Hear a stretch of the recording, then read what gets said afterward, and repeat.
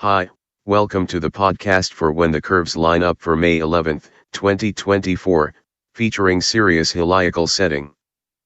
Please see the article that includes diagrams of today's events on the website at whenthecurveslineup.com.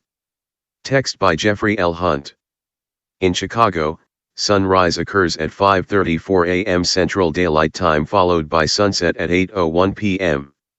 Bright Sirius and some stars that shine brightly during winter's evenings are making their last appearances or heliacal settings. Then they disappear into bright sunlight. Sirius reappears in the morning sky during mid-August. At 45 minutes after sunset, bright Sirius is low in the west-southwest. It shines through the colorful wisps of evening's light.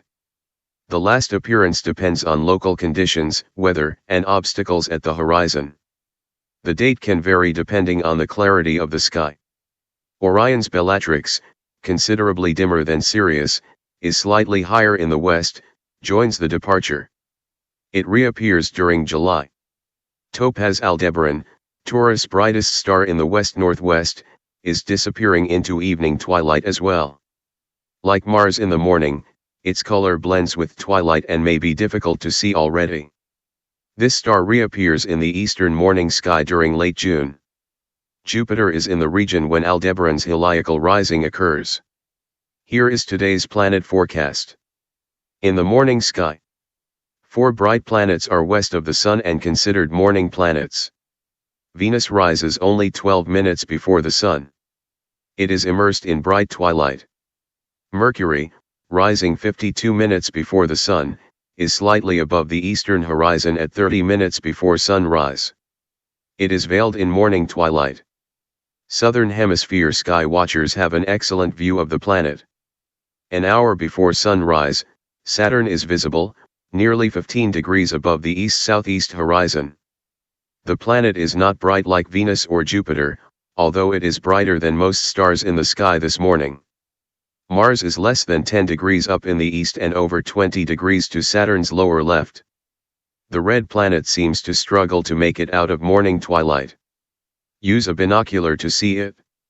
In the evening sky, the crescent moon, 20% illuminated, is in the western sky after sunset, above winter's disappearing stars. The lunar orb is in front of Gemini this evening, part of winter's contingent that disappears into sunlight next month.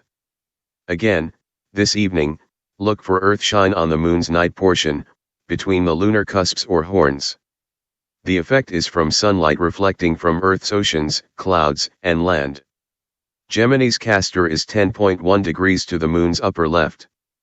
The second twin, Pollux, is 4.5 degrees to the left of Castor. Tomorrow evening, the moon is next to Pollux.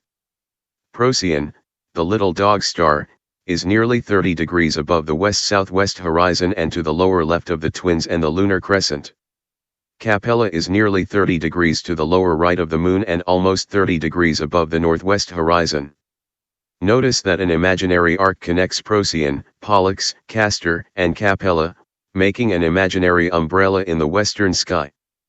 This evening the moon sets over 4 hours after sundown and after midnight. Thank you for listening. Please read the articles at whenthecurveslineup.com.